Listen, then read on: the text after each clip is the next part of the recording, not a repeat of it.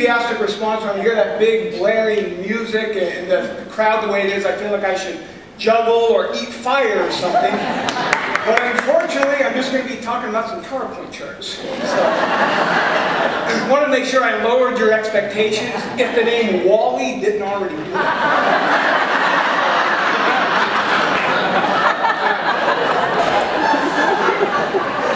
Also, I want to thank Brian for this invitation, just so you know how I got here on the stage tonight, and to point out that Brian is the master of the understatement. About 6 months ago, we were having lunch, just talking about business and our experience, and he said, you know, you kind of have an interesting story.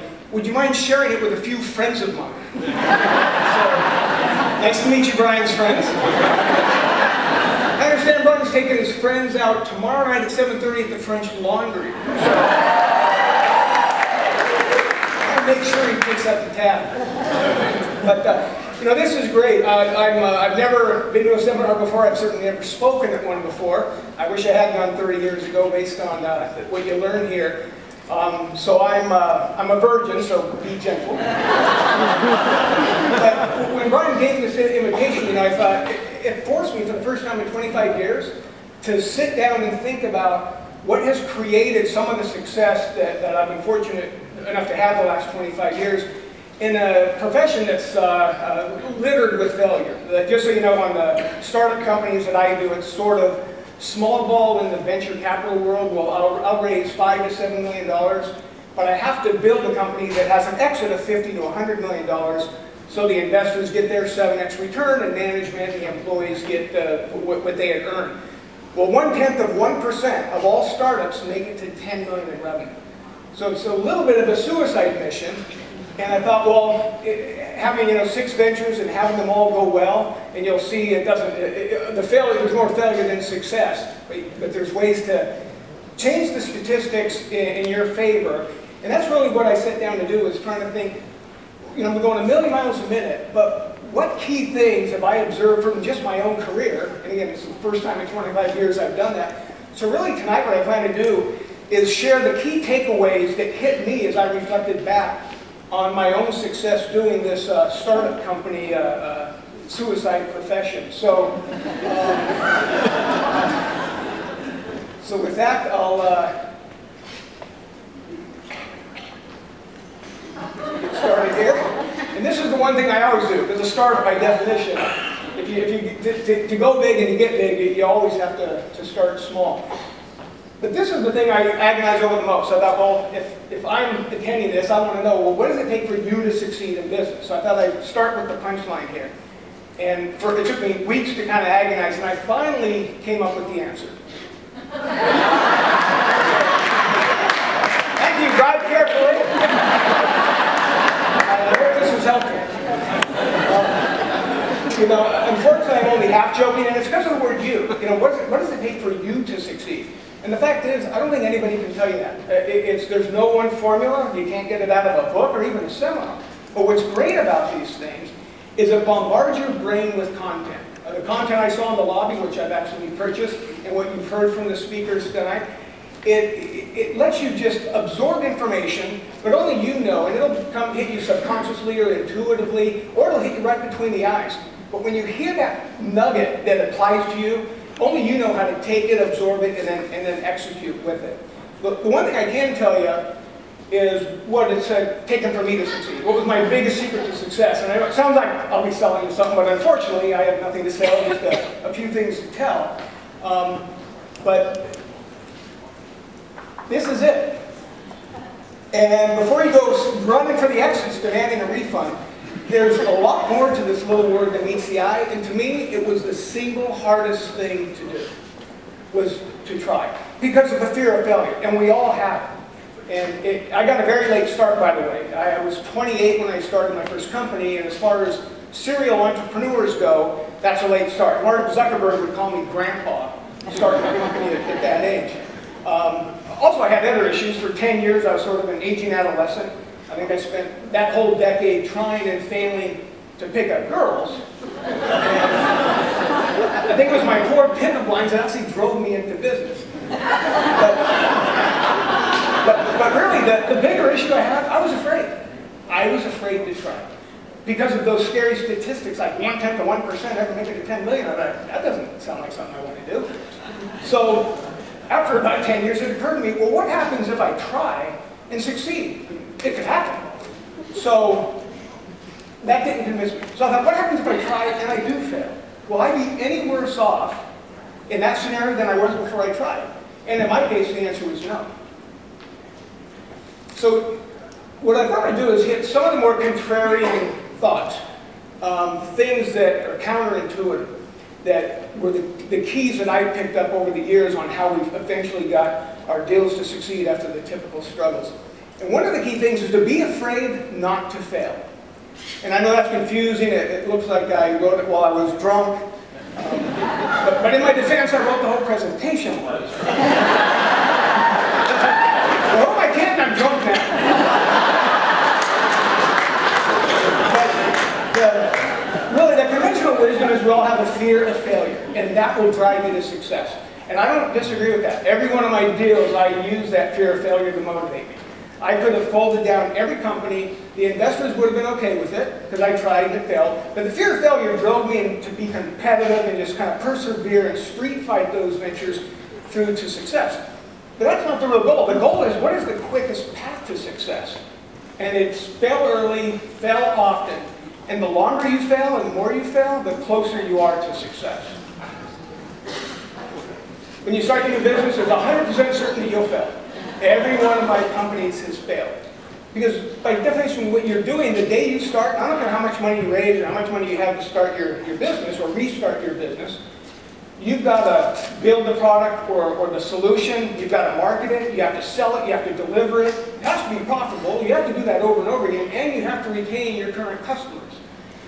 So you're failing all along. You're burning through cash as that's going.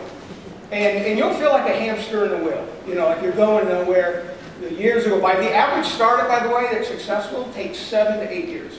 That's how long it takes to be an overnight success. Fortunately, it takes only 1 to 2 years to go out of business. And I say fortunate because it gives you more time to start your next venture. But what you'll find is when you're this hamster in the wheel and you're like, oh man, these years are beating me up, you look behind you and the cage has moved a mile. Maybe 1 inch at a time, but it's just focused on today. What value can I build today? So that's the key to kind of get you on that venture on that path to success. This is something I've noticed. I'm not leaving. I was going to get my water. Oh, there it is. Never mind.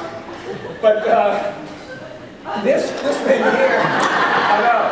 Investors trust me with millions of dollars. I can't remember what I put my water.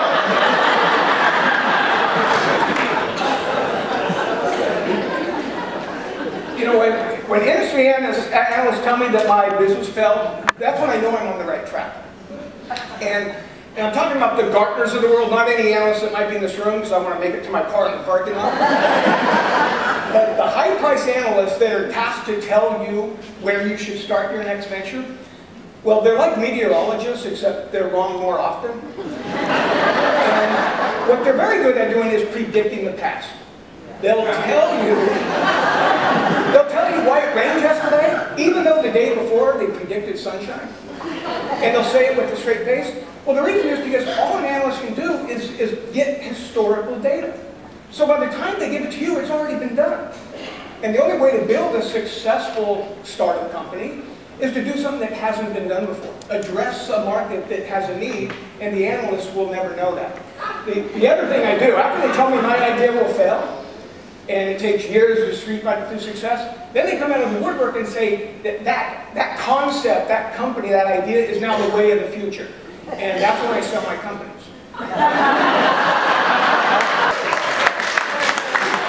There's another thing that I make sure I do is that whatever my next venture is, I make sure I throw my body at a significantly sized market and one that's underserved in some way.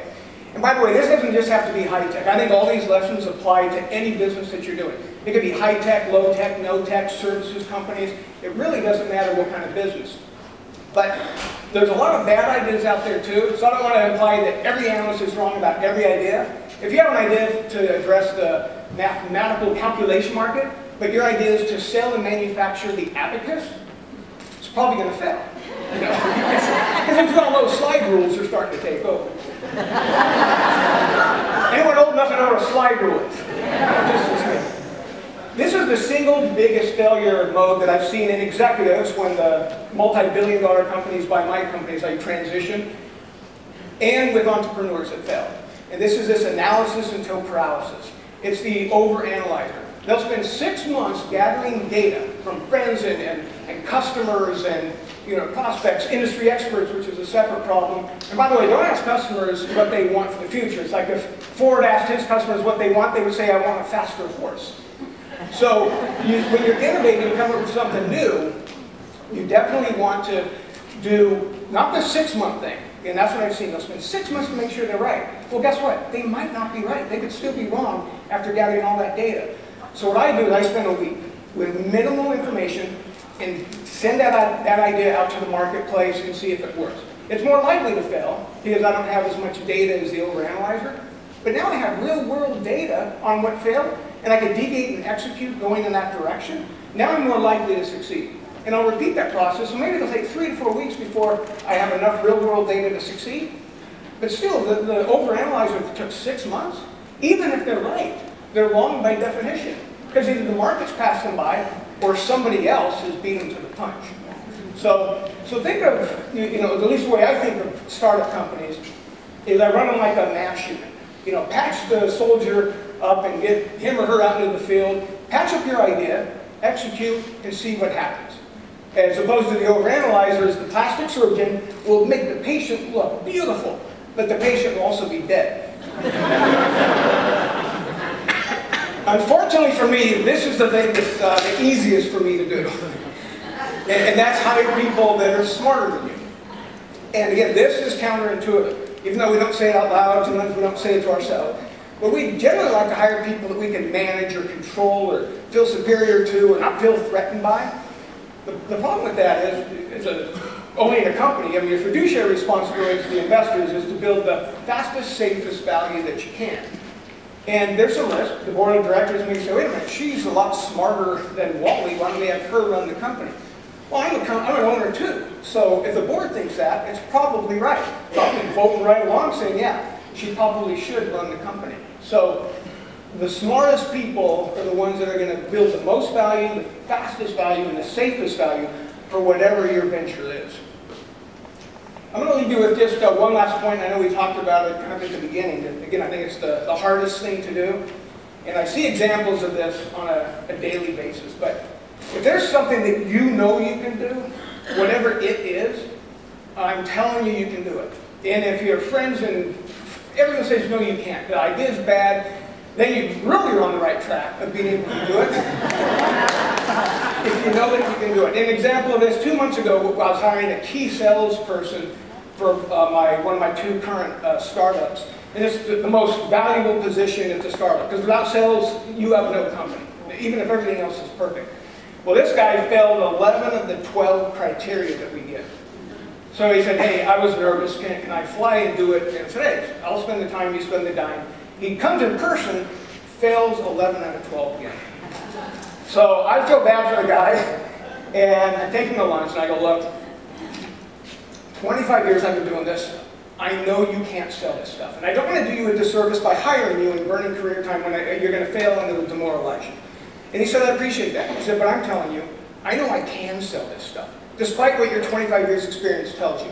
So I said, okay, I'll go with my gut. I'll hire you. Go fail and then get onto your real career. Went to it.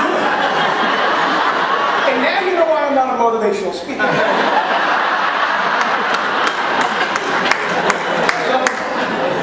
So in the last 2 months, he has sold more than our top salesperson sold in the previous 12 months. And he had no right to do that. But he did it because he knew he could.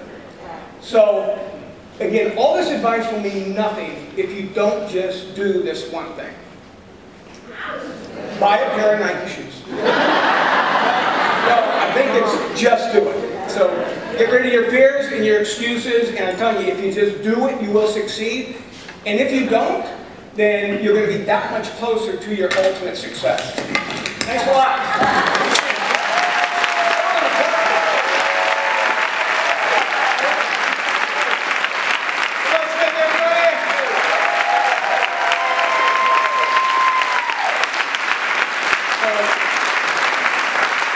them to buy Nike shoes? Yeah, I told you, the next one I'll do sober. Yeah. We got a bar in the back, it's all good. We're having a great time, I hope you are too. So one of the things when I was picking your brain, I don't know if I really understood your answer, and you said after your first company that you built, you sold. Yeah. You didn't learn anything. No. What do you mean? Because in doing these ventures, you know, your first one's important. It's like making movies. If your first one's a hit, they'll fund you for any crazy idea after that. So the first one, we did a 3-year plan, and plans are meant to raise money. No investor thinks you're actually going to hit the plan. So I gave the plan, raised the money, and every month for 3 years, we hit everything on that plan, and then sold the company. And it was a fluke. Everything went right. There wasn't one failure mode in that venture. So I didn't learn anything. Because you're going to learn 100 times more from your failures than you are your success. Matter of fact, I didn't go to Stanford until after I sold my first company, because I wanted to figure out how to do it right the next time. I wish I could do it wrong that way. That would be good. So now, one thing that probably the piece of advice that impacted me the most, I think a lot of people can relate to this, that we, like I was saying with Sherry, that we kind of identify with our business. It is us, and especially when we're smaller, and we work hard, and we have all the right intentions, and we forget sometimes the big picture. And you said, I believe I'm going to paraphrase, you said, the moment you were willing to let your business fail instead of your family is when things took off. Yeah, and this was, again, one of those counterintuitive things. And when I was a 20-nothing-year-old kid, knowing I wanted to do some kind of business, any old successful venture capitalist or CEO, I would ask questions to learn. You know, and I hadn't started a company or anything. But I'd always ask one question: what was your biggest regret? And I thought the answer would be business related. Well, almost without exception, their answer to that question, and it would be with this deep sadness in their eyes, was they remembered their kids being born, they remember their kids graduating high school, they didn't remember anything in between. Because it was old school. Work 7 days a week, 16 hours a day, and that's how you get ahead. So I told myself, and again, I was always been family-centric, and I grew up poor and happy, which is, by the way, a huge advantage, actually. And so I told myself, I will let my business fail before I let my family fail. I didn't say that to the investors when I was raising money. You can clap for that. I said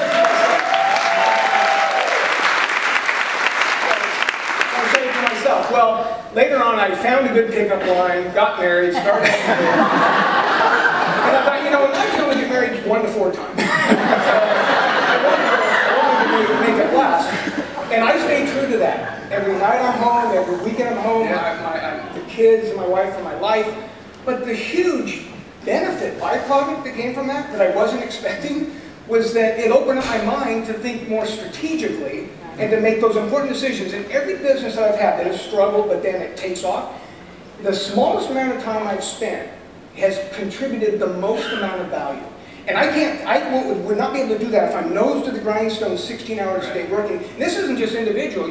Even though we're a relatively small country and we're one of the most powerful, it's because we're creative and we innovate. You don't have to go to school for 11 months a year. It's not 16. That's for more manufacturing mentality. And that's why someone could create an apple that's worth more than many countries combined. So the huge benefit is family, and that's all I care about. The business is just a means to really fund and have fun with my family. Right on. Wally Smith, everybody.